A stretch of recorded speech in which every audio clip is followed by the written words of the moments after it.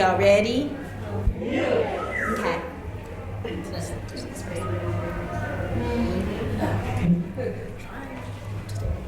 Okay. First of all, hi, welcome y'all. Hey. My name's Isake Smith. I'm moderating this panel, which is called Black, Queer, and Nerdy Women. So I'm going to read the panel description, even though maybe you read it. I don't know. So living at the intersections of race, gender, and sexual orientation is its own special barrier in fandom culture. The lack of representation, the myriad of ways that folks are asked to ignore part of their identity, and the subtle and overt violence that Black queer women face both online and in real life is often a deterrent for folks to engage. This panel is an opportunity for Black queer women who are looking to build community and begin creating content to share best practices and ask questions. And it's moderated by me. So I actually have bios for my panelists, which is like amazing because oftentimes, people be like, I'm gonna send it, and then they don't. So I'm gonna start with Rain, and then when Valerie comes back, I'll read hers. So Rain is a nerd by trade, geek at heart. She's the editor and co-founder of Latinx Geeks and has been a writer-reviewer for Nice Girls TV, After Ellen, and other online publications.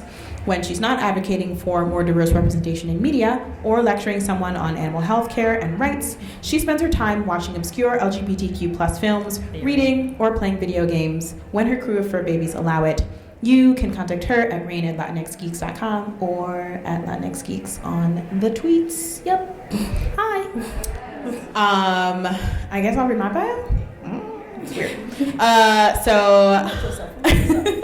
I am a facilitator, educator, and cosplayer from Brooklyn, New York. As an avid fan, I use a social justice framework to analyze the media that we all love to consume, to both celebrate the good and critique what must be improved. We've presented this panel at Blurred City Con, FlameCon, and New York Comic Con. I talk about this and other issues around the intersections of race, sexual orientation, gender, and fandom on my podcast, Cheers and Queers.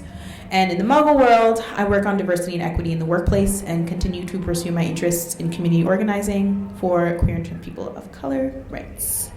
And then I'll read Valerie's, even though she's not here right now. Where is Valerie's? It's really short. It is. It's vibrating again. Yeah, the table. Just what? I mean, y'all feel that? Yay, Valerie's back. Right? Oh. Darn. It's intense, whatever it is. So Valerie Complex is a military veteran turned freelance entertainment writer and movie nerd as a lover of Japanese animation. Wow, I cannot say that word today. It's like the third time I've struggled for it. Animation, comics, and all things film. She's passionate about inclusion across all entertainment mediums. Yay, panel. Yay. Thank you. Wonderful.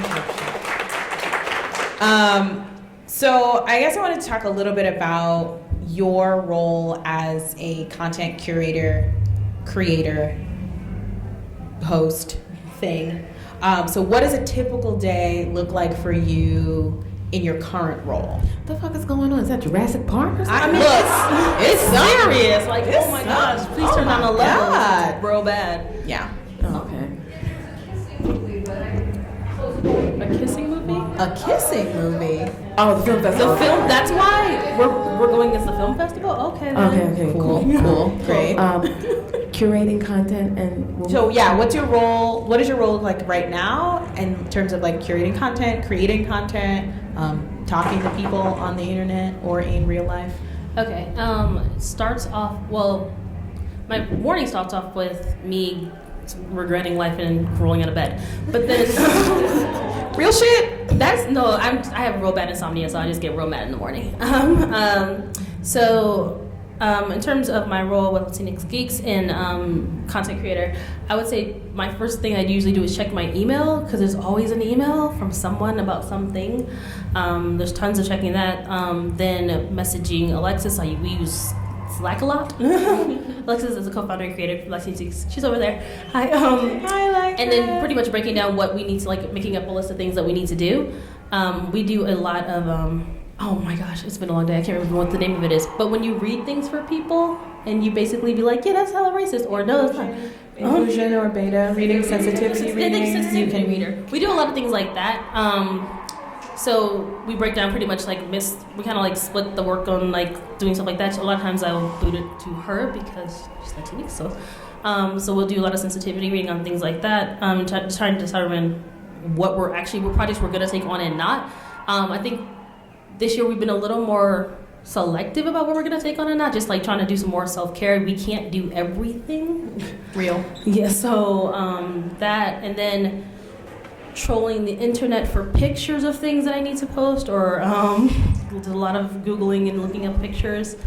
And then checking our social media feeds for things, like deciding what we should post, what we shouldn't post, what should we be involved in, and what not. It's a lot of reading, I feel like. Every day I'm reading something on my phone a lot, or on my computer, yeah. Okay. And then, depending on what it is, then we'll sit down and record something, or then we'll start making things. And that's usually like, sadly, that's usually like in the middle of the night. It's really late at night just because of work and life. So if we sound a little tired when you hear us record it, because it might be 2 a.m. when we recorded it, so that might be real. Real talk. I usually get up in the morning, I eat some cereal, and I'll check my email and check Twitter, because a lot of times I get a lot of messages. People don't know how to contact me because my site's not up yet. It's coming now. My site's not up yet, but they'll contact me through Twitter for opportunities and stuff. So I check Twitter, Instagram, because I try to make all avenues as open as possible for people to get in touch with me. And you should see the stuff that I get. I mean, yeah. I believe it. You And mainly just writing every day. I am writing every single day. Even when I don't want to, I have a time limit. I try to write for 15 to 30 minutes a day at least. Sometimes it's more, sometimes it's less. But my day mostly revolves around writing, since I'm not working a corporate job right now. That's a fancy way for saying laid off, but yeah. And so that's what my day looks like. Not as interesting as people think. The pictures are kind of deceptive. So how has that changed over time as your platform has gotten bigger? I feel like I spend a lot more time, checking, like the email thing is real. Like it was like at the beginning, no emails, life is grand. And then it was like flood of emails, oh my gosh, what is all this? So I feel like I spend a lot more time, I guess you should say sifting through things and trying to figure out what is, like, and prioritizing what's gonna happen versus what's not. And that's probably a lot more, yeah, that's what it is, like a lot more just sifting. And I feel like I don't spend as much time, I definitely don't spend as much time writing as I once did, which is kind of sad because I feel like we're too busy like just organizing. I think it's changed. A lot has changed. I sort of organize my emails by dollar signs. That's right. You know what? Give your money to Black women. I'm just gonna say it. You need to do that A lot. I sort of organize it by like either money or access and opportunity. Okay, so if recently I got an email that's like, okay, interview the cast of Detective Pikachu or whatever. And I'm like, okay, so that's paid, so that gets a star. And or I look for what gives me access and opportunity. And then everything else is mostly spam. And so that's how I kind of organize accordingly. At this point, now that my platform has grown, so has the dollar signs, meaning the dollar signs of what will go into my pockets. I don't do anything for free unless it's like huge, and I don't recommend anybody giving up their time for free. So I don't listen. My journey is not going to be yours, so you don't have to follow my lead. But it has to be like a huge. Like I just interviewed Jordan Peele recently. I didn't get paid for that, and that's a shame. Huh? Yeah, but I should still get paid. But I agree. True. I did it, and now I'm in contact with the studio and stuff like that. So there are good things that come out of it. But I try to use my time wisely because I suffer from depression. So I need to make sure that I have the time for self-care and don't, overdo it. Because there are people out there who they see you're a Black woman and a writer, so they just want to throw everything at you and figure that you should just be satisfied with what you get. And right. That, like no other opportunity is going to come around for you. And some people, and that's fine for some people, and that's cool because we all gotta make a name and a living in this business. But I don't have to do that anymore. Once you reach, you hit certain milestones, you'll just deal with another set of problems. That's all that is, especially, as a woman of color, as a black woman, in journalism particularly. I reach one goal, and then the goalpost moves again, and then I reach another, and then it's another challenge. Right. So that's what I've been dealing with mostly, is trying to navigate the different changes and getting caught up, to my white counterparts. Mm-hmm. Yeah. Okay. So share an example of your best work. And when I say your best work, I'm not just talking about the product that you put out, but like what was your headspace? Like what had to happen so that could be your best work?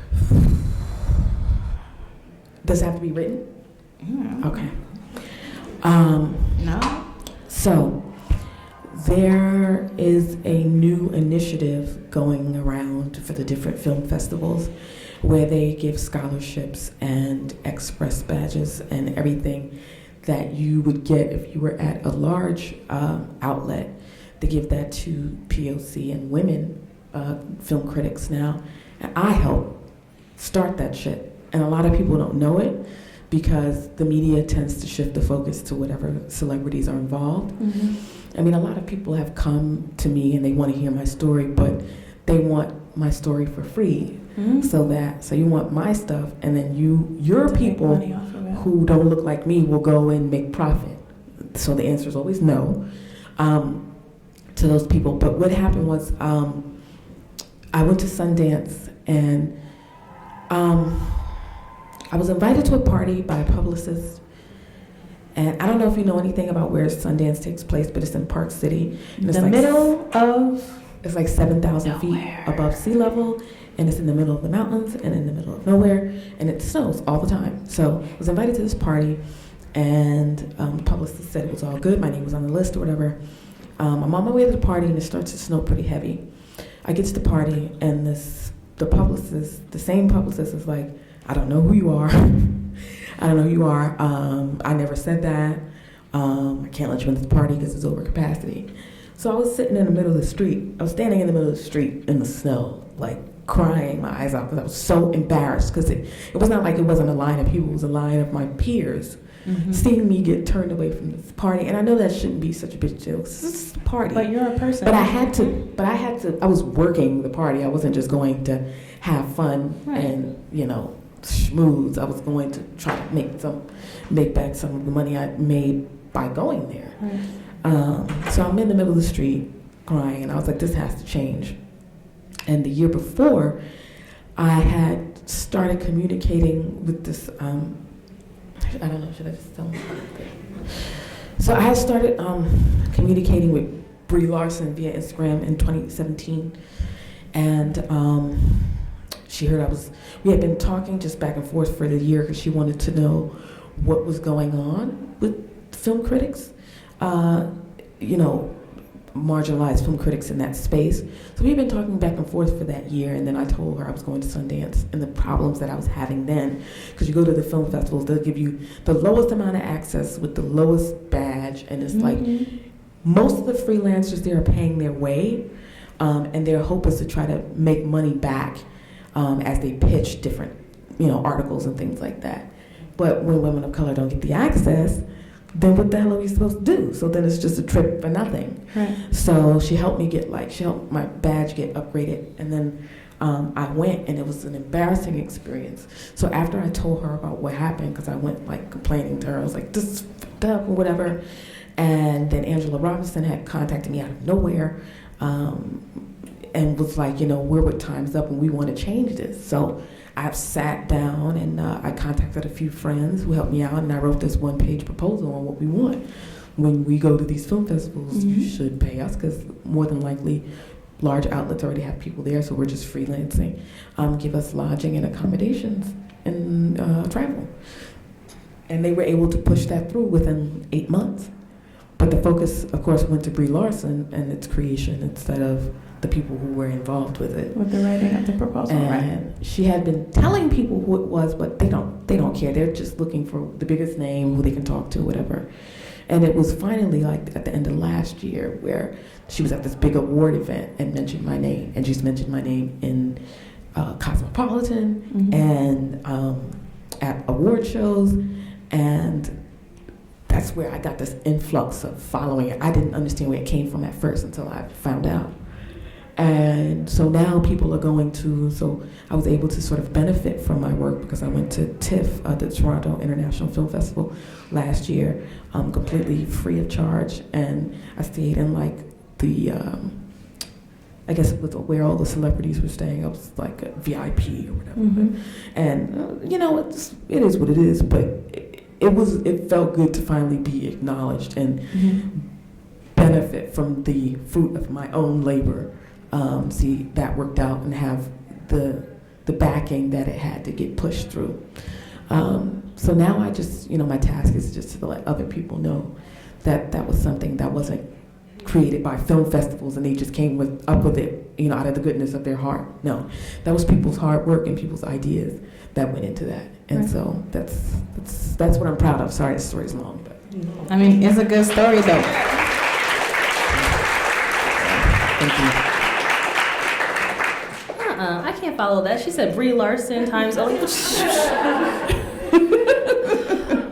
think every contribution is important because we need. We need all. After that, I'm like, death. nothing I do is going to sound anywhere remotely as important. Girl, bye. I'm pretty much like, for the most part, my proudest thing is that I don't know. I have a hard time pinpointing one particular thing because I feel like a lot of the work we do a lot. I feel like I do a lot of behind the scenes work, a lot of stuff that nobody knows about, like kind of thing. So, but I feel like it's all important. It's all like stuff that helps to build a foundation, like help bring like queer. Oh my gosh, now I'm stuttering. I'm so tired. It's a long day. Queer media to like we were talking about before, like to kids and helping to like the librarian in my area to actually add a queer book in the kids section, things like that. Those are that I'm pretty proud of, and I like being the sensitivity reader for people because I feel like a lot of their products would be terrible and they would be the same stuff that I grew up with, reading horrible black characters or my rant in my previous panel about dolls getting killed or stuff like that. If they had just run that by, anybody in this room, maybe they would have realized that's not the way to go. But having a black man die for these white people, sorry. But like stuff like that where it's like a lot of behind the scenes things that are not necessarily all that big, but then I'm pretty proud of them because like when the project finally does come out, I'm like, oh yeah, I contributed to that a little bit, kind of thing. Yeah. And then also we're building several, I feel like at this point, databases for like as a resource for people who are looking for Latinx creators. And so I'm pretty proud of that because all the times, every single time somebody's like, we don't know a Latinx writer, we're like, oh, but we do, and here's a list. So I'm even those like, if they pick somebody off that list, that's great. I mean, I'll never know, or maybe they'll mention that they got the list from us, who knows? But it's like a lot of little things that I'm pretty proud of every time something works out. Word. Yeah, so I think the theme that I'm hearing here is the ways in which like labor often goes unnoticed and like sometimes purposefully, sometimes just because we live in a world of white supremacist patriarchal capitalism, and how like eventually those things like have impacts. Like, and I think that is something that often when people ask me like, well, how did you? And I'm like, it didn't start out with like fabulous everything. Like it was like dirty and grungy and I was tired and sad a lot. And then like doing things and legitimately like just keep like doing things and being like that situation that you were talking about of like having someone invite you to a space and then getting there and then being told like, I don't know who you are. Like that has happened to me at, I don't even want to talk about how many conventions. It's happened to me too. Like you literally invited me and then like later I'm like, okay. The text messages are here. And now getting to a point where people know like they can't do that to me anymore because I have enough folks in my corner and there are enough like people who are like, well, no, like, sure, if so-and-so is saying that she can't get in, that's fine, she can come in with me, right? And like doing consistent good work means that eventually, like, folks will come to believe in your product, even if your product is, like, I'm a cosplayer, I'm also like a burlesque dancer, my product is my face and my body and my voice. And I have had to, like, spend a lot of time honing those things into what I want it to be. What I really like about both of your platforms is that you have also curated what it is you want, how you want it, and who it is that you're speaking to. And I think that's really important. Well, because I know who my audience is, and I know what the niche is, and I target to them. Like, I'll try to put out, like, other, like, tweets to see what sticks, but I'm one of those people that sort of reads the analytics and sort of follows the topics.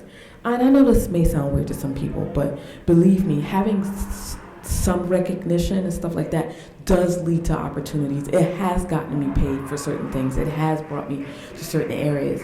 So, me 10 years ago would be like, what's the big deal about being upset about a party? You didn't get in, you didn't get in, or whatever. No. But that is kind of like when it becomes a part of your livelihood, then it's, it stings a little bit. But there's another issue that we're also dealing with in terms of, acknowledgement and sort of being ignored, where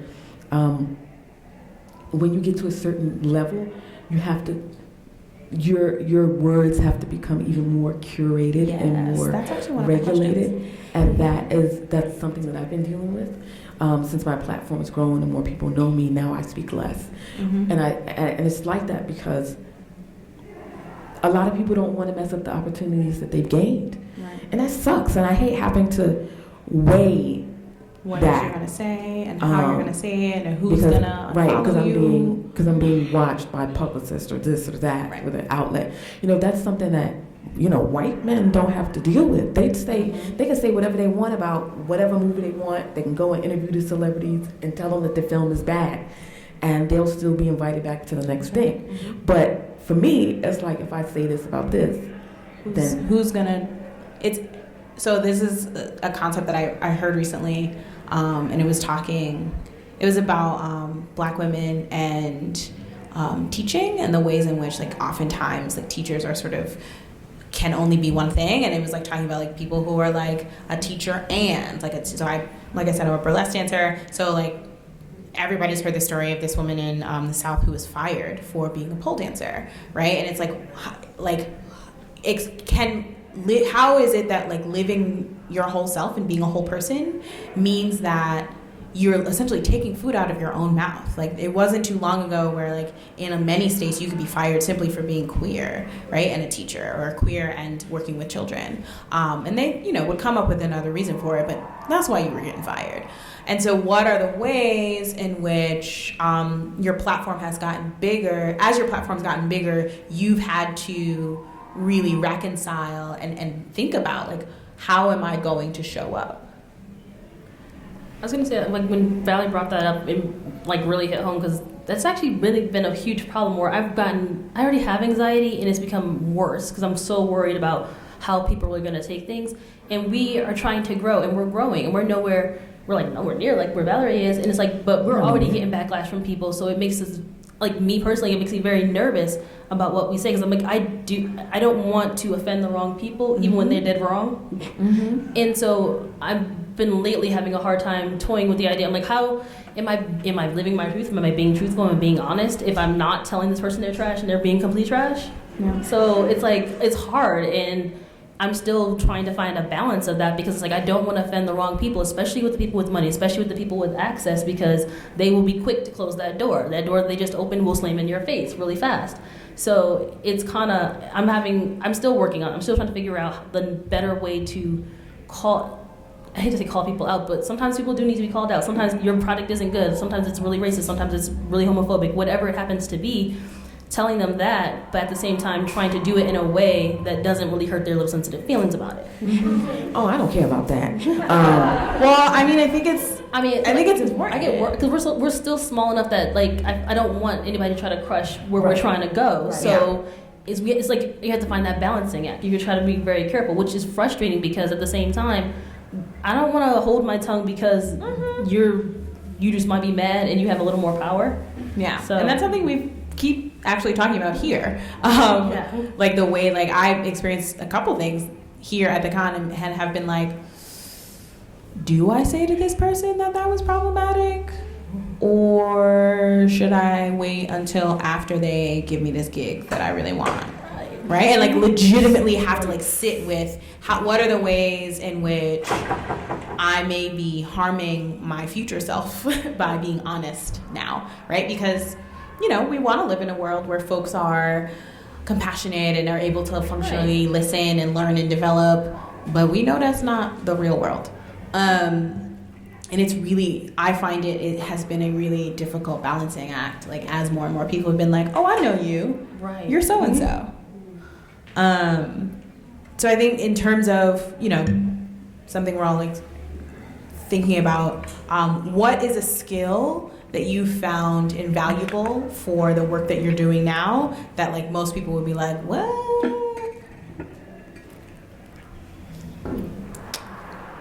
Learning to respond and not react. I guess what I mean is, you know, letting go of this sort of passive aggressive behavior and just addressing things. Being assertive. I know many people will say anytime a woman of color tries to say anything to protect herself and be assertive, they'll see that as dangerous and aggressive. But I try to keep myself covered in that way because people love to lie. But I try to, address it very early so it doesn't turn into something, it doesn't balloon out of control. And I think that that's something that I've learned. And as far as like social media and stuff, I block and mute people. I don't care.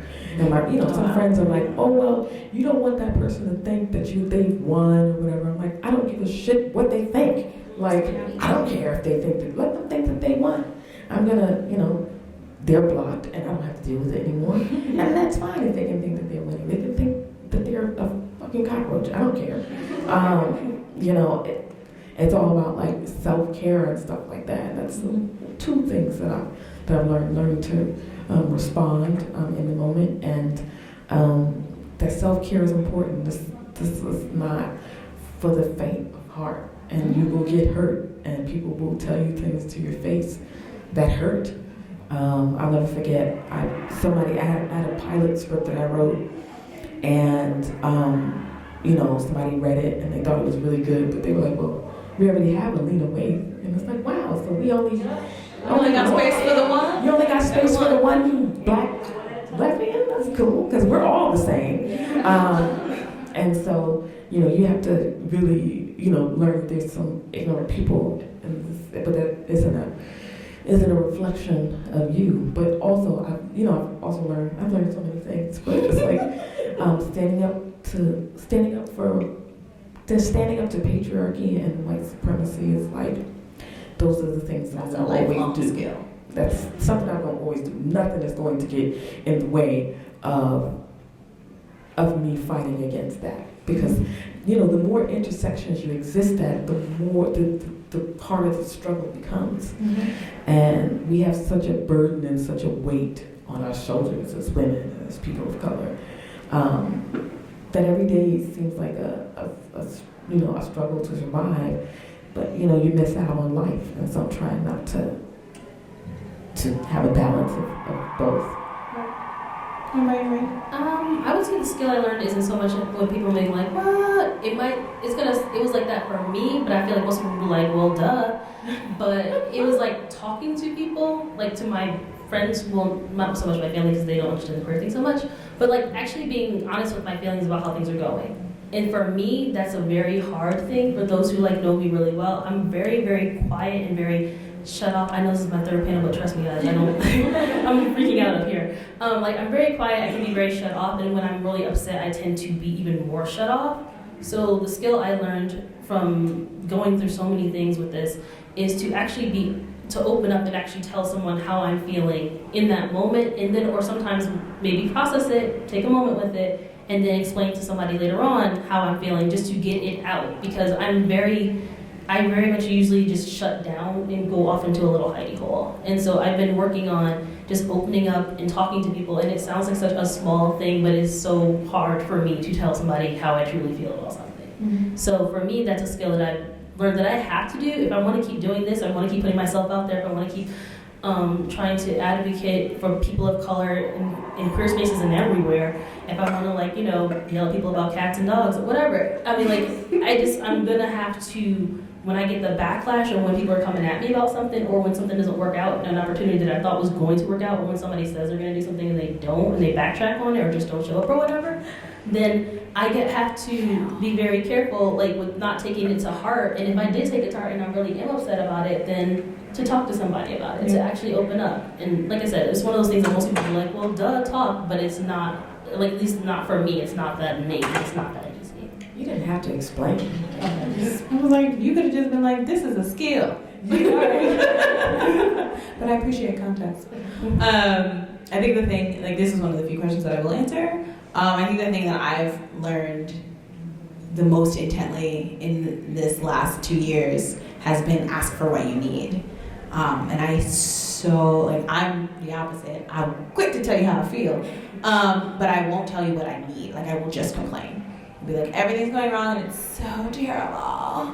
But I won't say, what I need your help with is X, Y, and Z, right? And I've learned, like, legitimately in the last 2 years, and I will name this because it is a real thing, like femme presenting, like I'm a femme presenting, like I'm small, like people assume that I am non-threatening. Like the way that I look means that I can ask for things that maybe other people and people will say yes to me when they would say no to other folks. It means that I'm a student right now, so I can I will play the student card all the time. I am a student and I just really can't, I just don't have it. And they'll be like, oh yeah, we'll pay for your whatever. And I'm like, great, because I really don't have any money, but I really wanted to do this thing with you. And like legitimately saying, like, this is what I need. Like, I need you to introduce me to this producer. I need a black, queer, femme editor. Like, I need, like, here are the things that I need, and saying it often and saying it to many people, and somebody is gonna be like, oh, I don't have that, but I know somebody who does, right? And like saying what I need out loud instead of just like writing about it really aggressively in my journal, or like angrily texting it to my partner, has changed the opportunities that have come my way. Like, that's how I met literally both of these people. Was like, I want to meet more black, queer, like, folks who create stuff. And my friends were like, okay, I'll take you to this panel. I'll introduce this person. We're gonna go to this party. Follow so-and-so on Twitter. And boom, like, I have a legitimately whole new group of people who are helping me, like, create a platform. And that has been, like, legitimately, it's like, duh, ask me what you need. But like you said, is not innate to who I am and how I move through the world. So there's that. Ugh, you ready? No, what about it? What energizes you about your work? Yeah. That's why I started. Oh, okay. Although I get very nervous, and that's why sometimes I keep looking off. I get very nervous talking to people.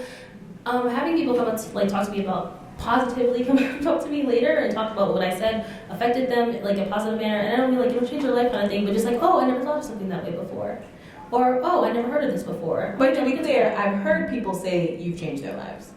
Yeah. Like, I'm not gonna let you run with that one. Well, no. But yes, I mean, but just like getting yes.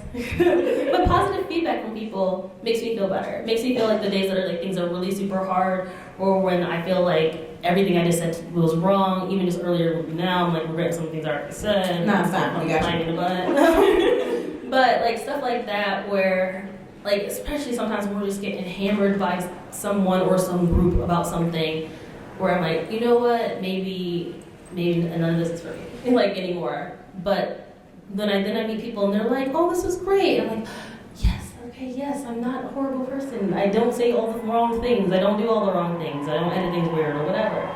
So I think what energizes me, like coming to ClexaCon and meeting people who are like happy with what we do, that makes me feel a little bit better. Like, or for that matter, somebody just messaged me randomly on Twitter or Instagram or something, and they said the same thing. I'm like, "Word, I didn't even know that picture was my sneaker, but I'm happy you liked it."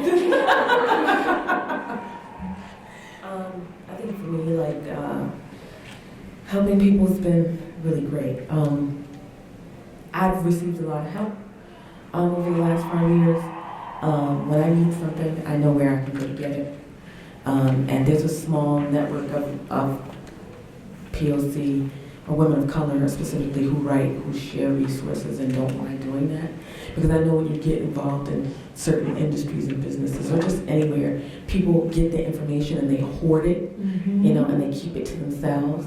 And this is prevalent in all communities. But in communities of color, people do that because they're afraid of losing their access. Right. So I don't necessarily blame them, but it is annoying. And so I'm not like that because I figure pay it forward. I figure one day I'm gonna get the blessings in return. And like I see, because every day I think about quitting, even as a journalist, because it's not stable. And a lot of people, everybody's getting fired, and especially for women of color. For Black women specifically, it's difficult to find stable jobs as a writer, unless you're writing for niche sites like WorldStar or .com or hip hop and a very specified topics. I don't write about hip hop, or they'll contact me when every February during Black History Month. Oh my God. You can rack up as a Black writer during Black History Month. But what about the other 11 months? And it's like, I don't like to just write about Black films. I like stuff like The Favorite, and I like, movies like, well, that's because that's gay. But right, I like, period pieces and comedies and things like that. I like other things. And showing people that we're not just like, one-dimensional monolith and we all look the same and act the same, just that differentiation. And like I open up my Twitter and I have messages from young people of color and even some white folks who are like, how did you do it? How can I get verified? How can I build up my platform? How can I get a career in journalism?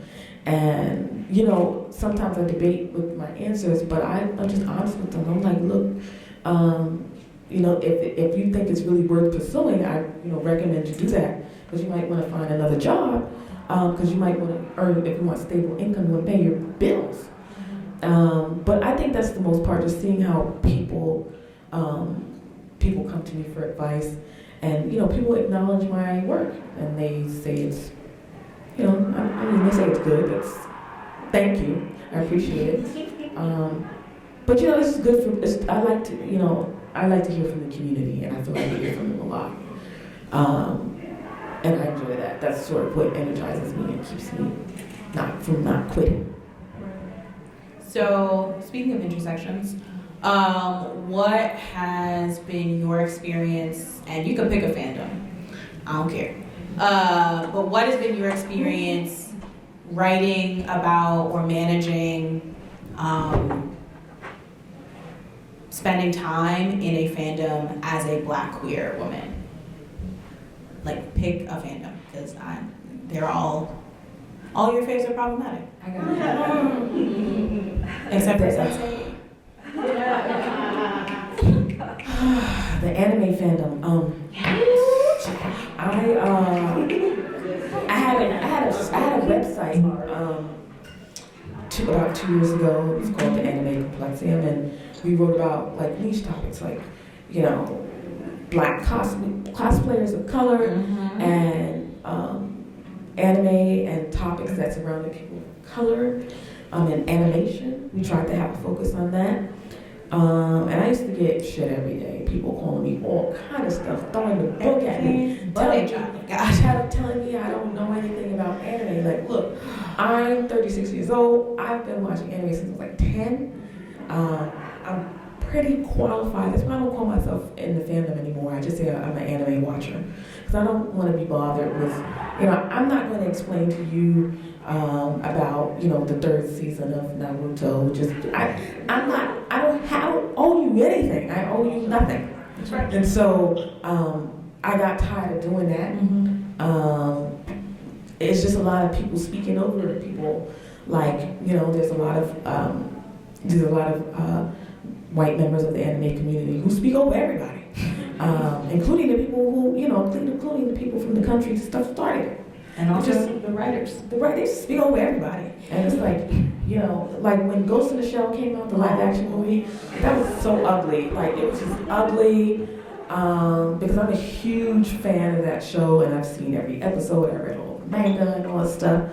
And nobody was trying to hear me out. Because, there was this big debate on whether or not the main character was of Japanese origin or whatever. And this discussion happens every single time Hollywood decides to whitewash something. And they figure that your opinion doesn't count. Because there's a lot of gatekeepers in there, and a lot of misogyny, misogynoir. Because you got to deal with the misogyny from men. Then you have to deal with the misogynoir from men and women. Then you have to deal with the gender stuff. And then you have to deal with the, so it's like 4 strikes almost. And they think that each intersection disqualifies you from being a real part of that community. And it's been the most difficult to navigate. And it hasn't been enjoyable. I, stopped the website because it kept getting spammed and I couldn't afford it. Even though it was one of those sites that I felt like was really needed. The anime fandom is it's an occupied white space. And we need to integrate, integrate. I can't believe I'm using that word in 2019, but it's, Here we are. here we are, and they need to be more. Because I like anime too. I go to the movies. I watch Sailor Moon R in the movie every year. I pay extra money to go see it in the theaters. And I have my favorite shows and things that I watch. And people just think it's like seeing a unicorn when I tell them about Which is stupid. Anyway, we don't have to do this. Anyway, go ahead. I will rant. I'm not going to pick a particular fandom in general because I'm just going to lump, sadly, all of them together because it's been a similar experience with them. But any of the queer shipping fandoms, the women with women, or my experience has been okay. Again, like I generally in the beginning very much so didn't put myself out there, so I was just like some random online handle. And a lot of people in my interactions were fine with me until they found out, like, I don't know, I slipped up and said something, and they were like, oh, you're black? And then it was like, then my interactions with them changed. And I was like, I don't understand how this is happening. So this is in 2000, so I'm like, how is it still a thing that you no longer, my opinion on this relationship is no longer valid because I'm black? Or they were willing to listen to me if I said there was a problem with the show, or there was some like racism. It was weird because the people took me more seriously when they thought I was white and I said something was racist. Then when they found out I was black and I said something was racist, it was no longer as important, or they didn't take it as seriously. So I look, and I hate to lump all of them together, but it's been pretty similar since like the early 2000s till now. That's been my experience, and now my face is out there a lot more, so it's like blatantly like, duh, she's black from the beginning. But if my interactions with the fandom is very still, like, if I call something out for being racist, or I call something out for being a trope, or I said something, like, offended me and pretty much every other person of color I know, and they're still yelling at me, telling me that I'm wrong. That we just don't get it. Listen, the Erper fandom, okay? Look. I'm not gonna sugarcoat anything. If y'all are in I this came room, here. You can see me after. Right, But I came here to snatch all of y'all edges. They have come a few times. So we're not for gonna us. lie about that, okay? Like, I used to watch the show religiously, and who does not watch Run on the Earth? I don't. Okay. Yes, great. All of you are winners. First of all, Winning. I just want to, take a look at the demographic in this room. Okay. And to show you that where the show's target audience is not, right? And so they had a key character who was one of the few characters of color was killed off. And when Stupidly. people like us tried to speak up, we were spoken over as if that wasn't a big deal. And this is inherently the problem, right? we want representation and we want other things, but we have our own internal issues to fix. Because there's still misogyny within the LGBTQ community. Racism and sexism, it still happens. And we have so many things that weigh on us because we have to get our own internal selves together, our external, and then like the world at large. So there's a lot that we're working with. But when you talk about the fandoms, like, I couldn't believe that, because I thought the Overt fandom was like some of the nicest folks I had met until that happened. You said something was wrong with the show, then then it was like, you don't count.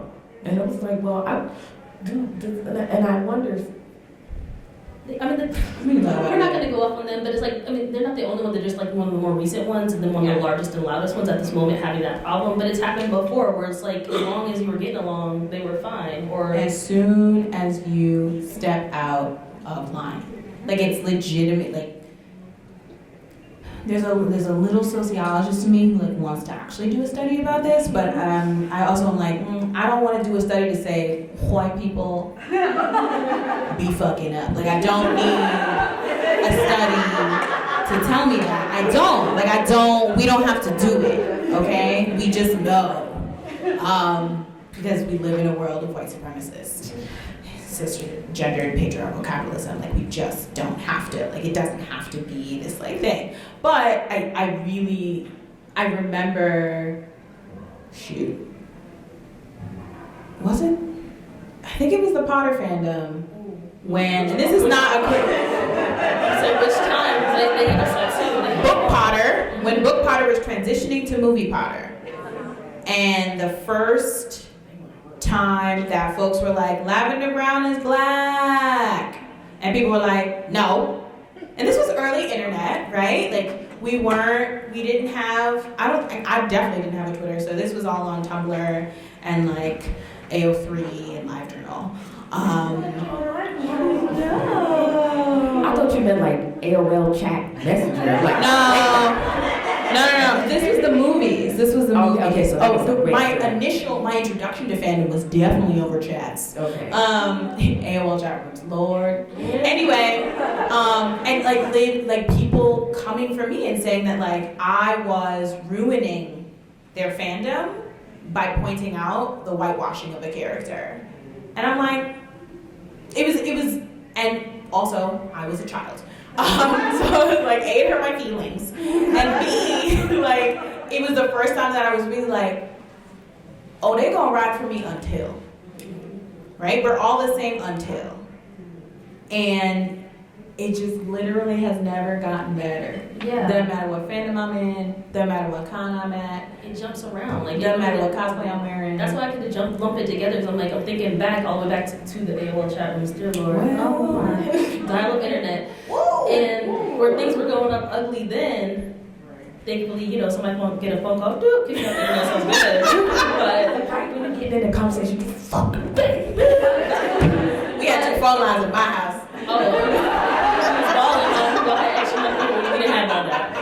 We were lucky we had call waiting in my house. Okay. So like from then, and it's like I feel like I wish I could tell little me like, dude, it's not gonna get better, but you're gonna get better at dealing with it. Yes. So Because- what was the next question? Oh, sorry. Go ahead, do the next question. Oh my gosh. Right. You're great. So what's something you wish you could go back and tell yourself? You ready? I'll give you the time frame. A year ago, 3 years ago, 15 years ago. 3, 5, 6. 1, 3, 15. Okay. Jump. Sorry.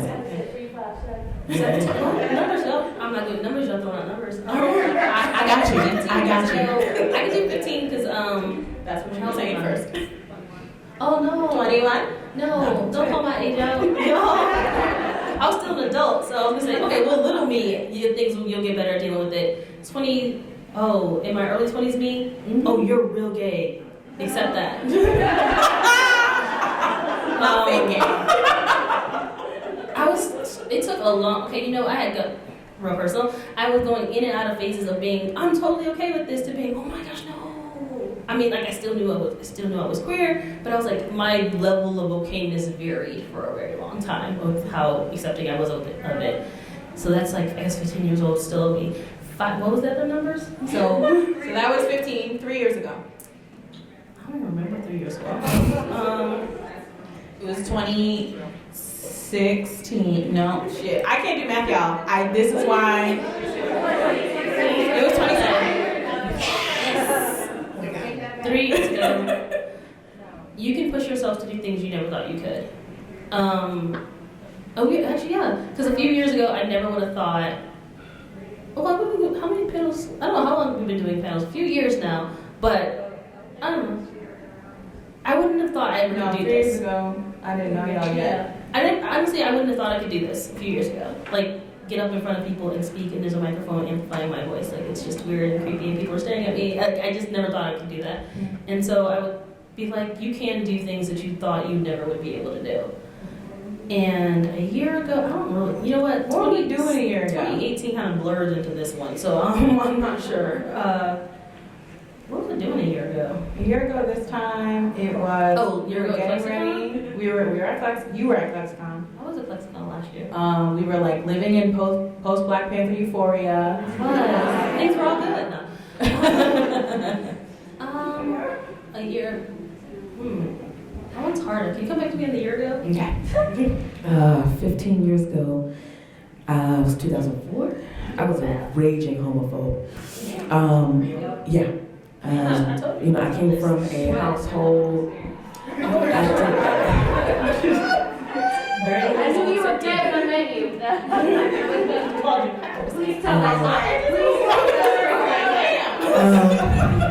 Well, I didn't join the military until 2008, and I didn't come out as a lesbian until I was in the military. But the person who was rudely yelling from the audience, I met her, and you know, they were doing things up in that room. I don't know what they were doing, but I would be like, you know, this is y'all are sinners, and y'all are nasty, and I'm looking at hell. So yeah, that kind of stuff. But in 2004, I was.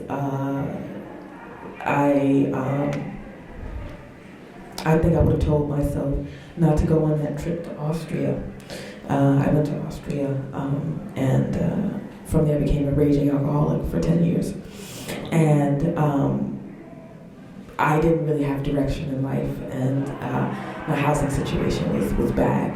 I think what I would have done differently is put the booze down and save up the money, because I would win all types of scholarships, and they would give me checks, sadly, and I'd take the money and drink it all up.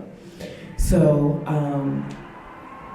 I think I was dealing with the fallout of like not going to a college of my choice and letting my family sort of dictate who I was and what I should do.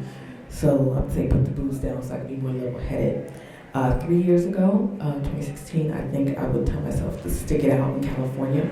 Because I lived in Sacramento. I was in a relationship that didn't work out as soon as I got there. And so I was stuck in Sacramento, and I should have just stuck it out in California and moved to LA. Because I had a lot of connections. All my really high-profile connections are there. I've been offered jobs and stuff like that. But, you know, to uproot myself within a week to get there is impossible. So I would tell myself to stick it out.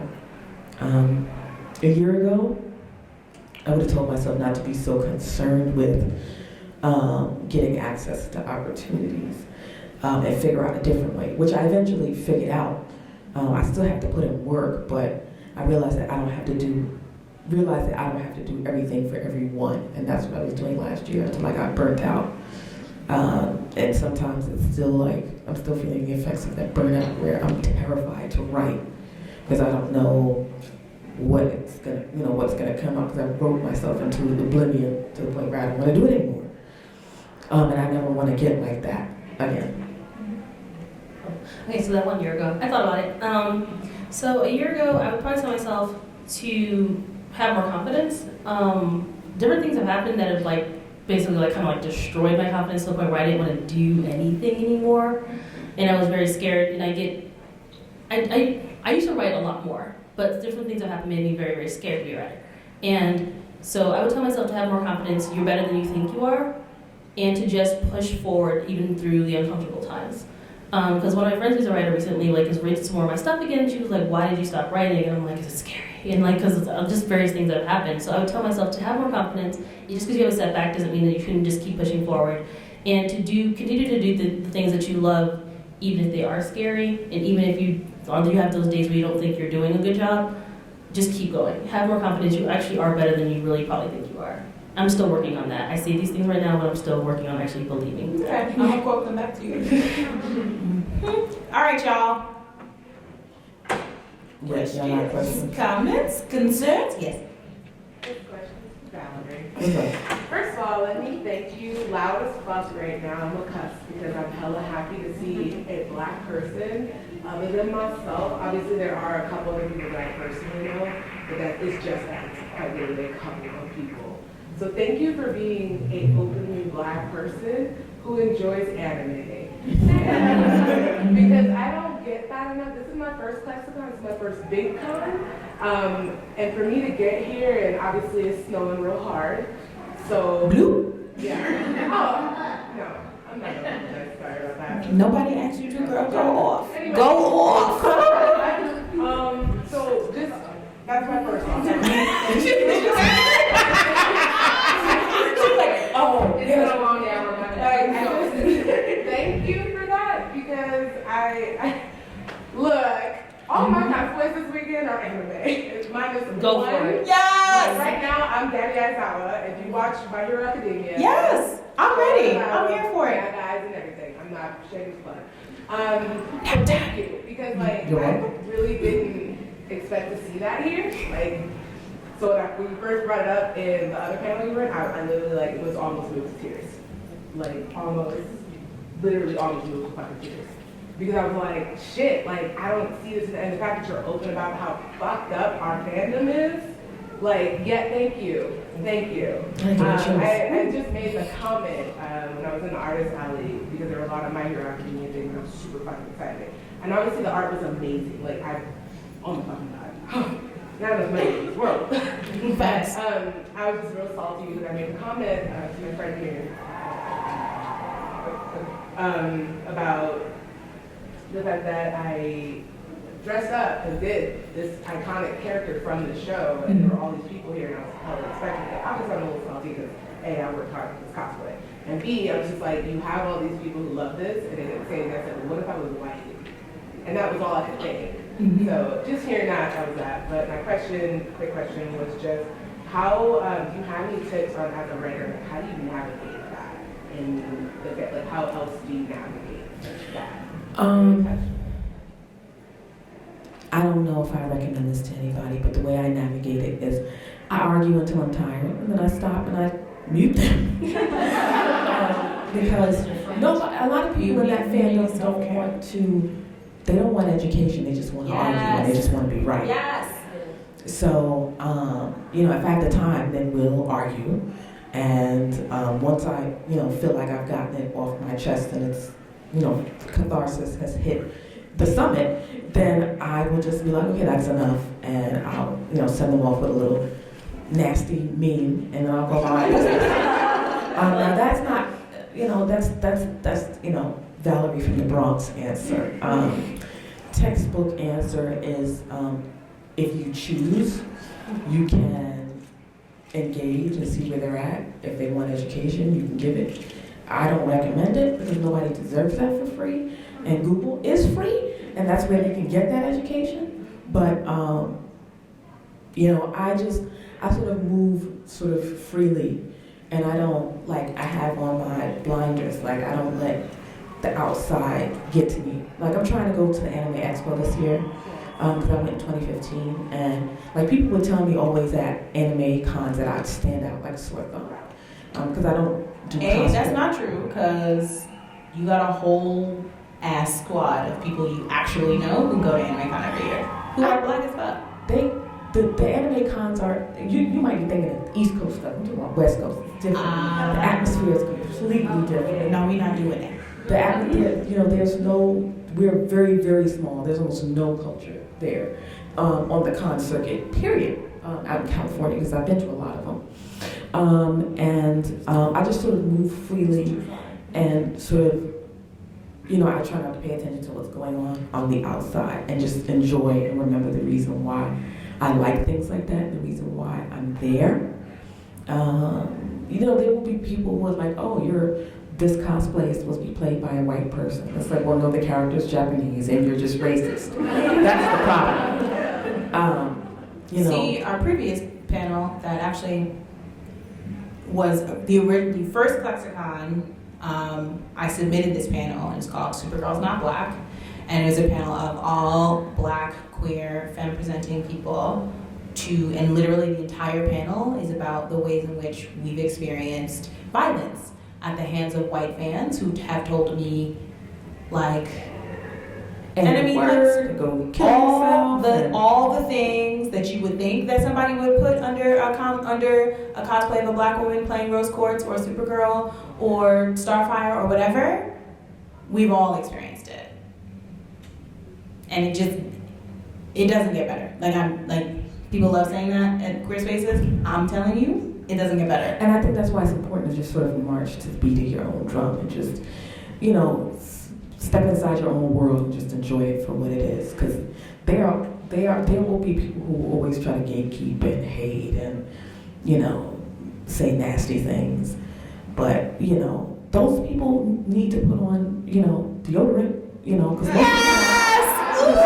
the best. And if you're allergic to deodorant, then that's fine. I understand that or whatever. But they most of the time, they walk around saying all kinds of stuff about people, and they're musty and dusty. And you know, it's not just about appearance too, but that's usually where they attack first. Oh, you're black, so you can't do this. Well, you stink, so leave me alone. That's right. So that's real. Don't mind me. I can get real petty and childish sometimes. That's why you on the panel. Yes.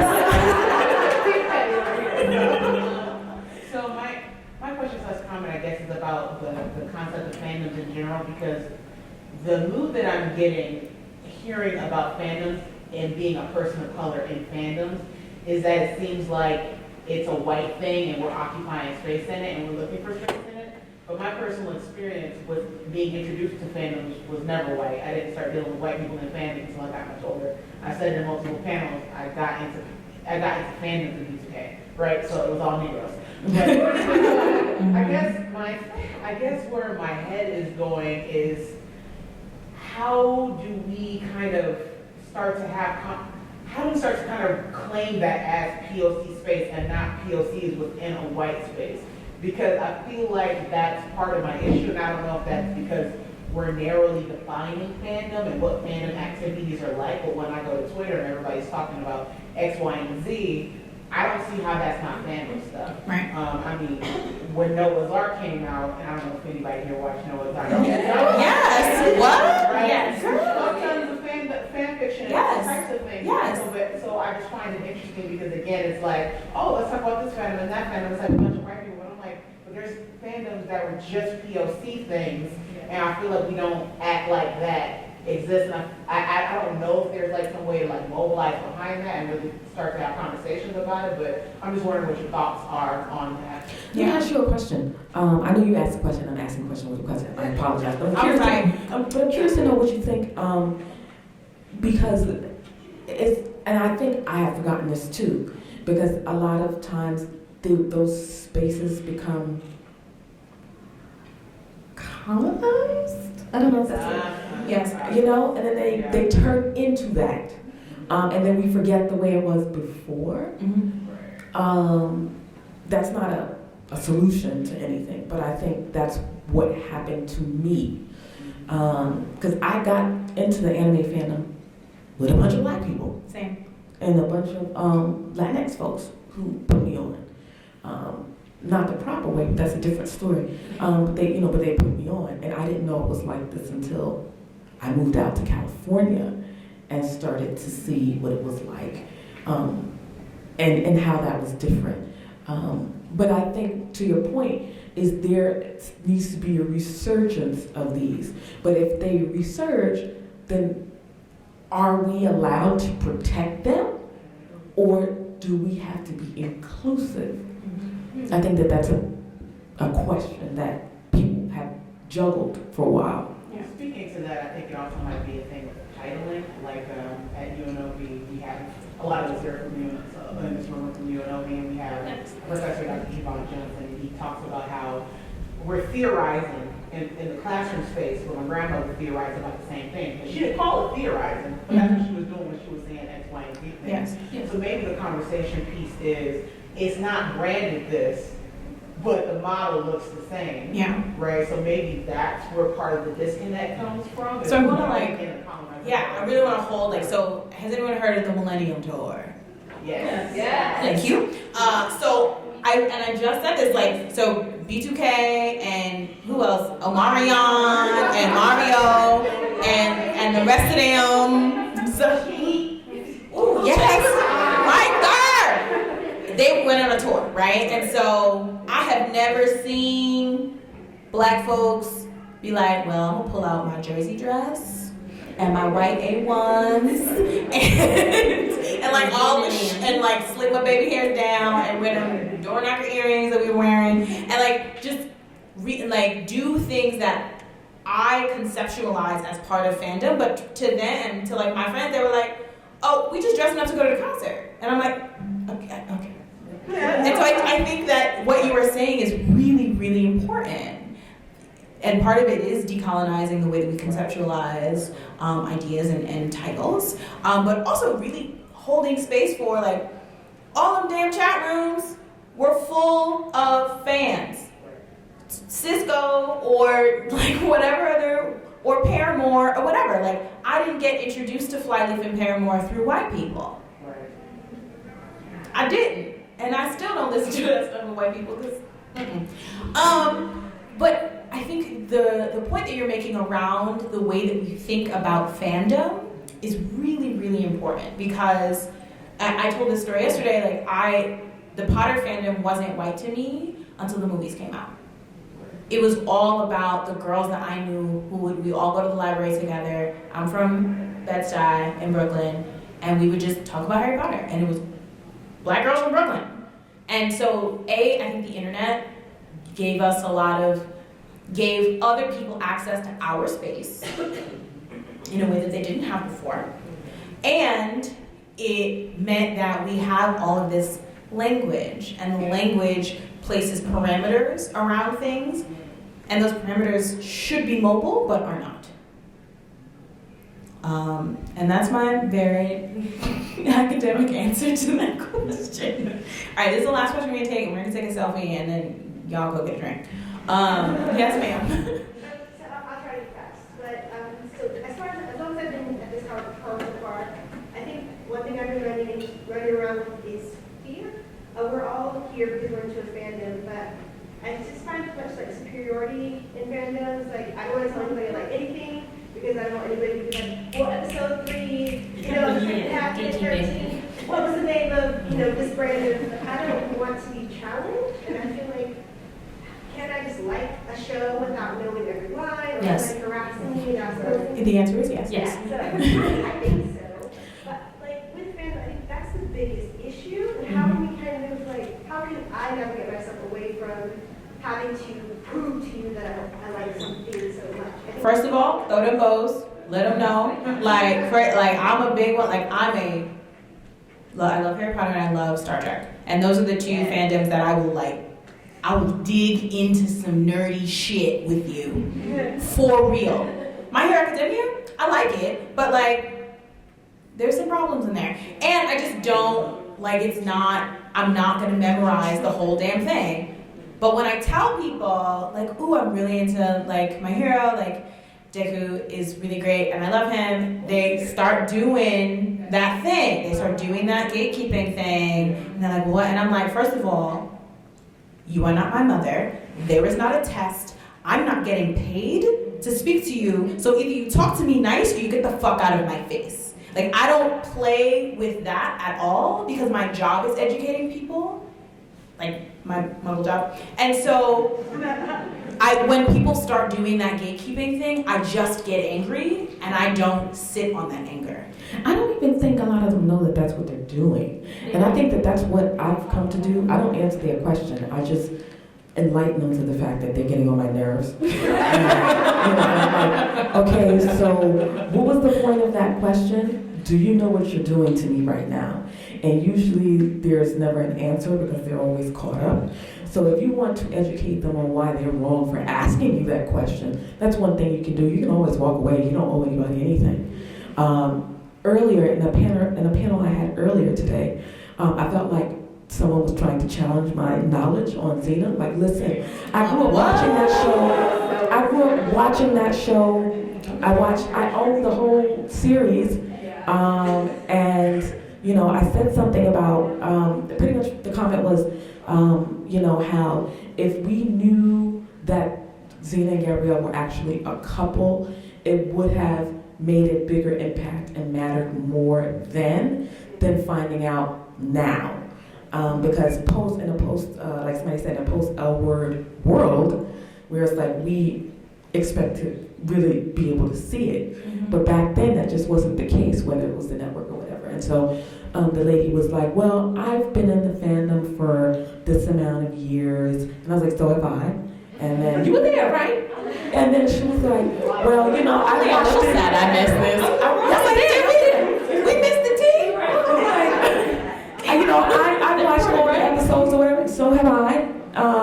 And then, you know, we worked it out. Y'all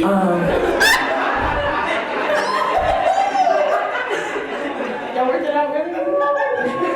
We worked it out, and you know, and I said what I had to say, and that's that. But there will be people who will try to test you at every turn. You can just pick and choose your battles. I was in the mood today, but maybe tomorrow I would have been like, okay, whatever you say, because you know it all depends on the mood.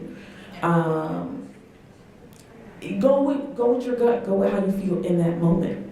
If you don't feel like answering, fine. If you want to answer, and you know, do what you want, but always go with what you feel in the moment. That's all I can say. My general feeling is rage. People do that to me, so. I'm just like avoidance. I mean, I don't know. Like I at one point, I guess like some days I feel like arguing. That's usually if I'm on lunch. But like face to face, I just realized that I don't need to prove myself to anyone anymore. I know what I know. I know what I like. You need to get out of my face. But I may not actually say that, to be perfectly honest. I might just avoid them. I might be quiet and then walk away, literally, because I can't in that moment. But I would say just avoid them. You don't have to explain yourself to anybody. You don't have to know every single tiny detail about stuff. There's certain things I know, minute, ridiculous things that I'm sure the writer forgot they even put in there, but I remember it. So what? So I remember that and you don't. That doesn't make you any less of a fan than I am. And I feel like as long as you have that space and then you put that out to other people, then you'll actually find more like-minded people. The gatekeepers are always going to be there, but if you let people know that, you know what, if they don't know the answer to the most trivial thing ever, and that's okay, and you still accept them as a fan, you'll find more people who are like-minded like that. And so the gatekeepers, ignore them. Walk away. I mean, those who want to, but yes. All right, thank you, y'all. Also, this is like the blackest space I've seen in the whole damn place. So, shout out to you. I just wanted to send some promotion. Y'all can find me on Twitter at Valerie. Sorry, I just I have to put that in there. At Valerie Complex on Twitter, VALERIE Complex on Twitter. On Instagram, I am Valerie_Complex. I do have a website that's under construction, but you can check it out for updates. It's ValerieComplex.com. And thank you for coming. So I am on both Twitter and Instagram this is my brain at the end of the day with not enough coffee. is_she_okay. If you search Wakandan Wonder Woman, I will pop up. It'll be a picture of me and Chadwick Boseman because that's bae. Yeah, that's me and all the things. And if you want to follow my burlesque stuff, come up and we can talk about that too. You can find me at Latinx Geeks on Twitter, on Instagram, on all the things. And you can also find me on my personal Twitter at Rainbow Bright, written like my name, Bo Bright. I got a card, I'll tell you though. But I'm not on Twitter that much, just because of some stuff. But yeah. But I'm going to be on there more now. Okay, everybody sit still, we taking a selfie.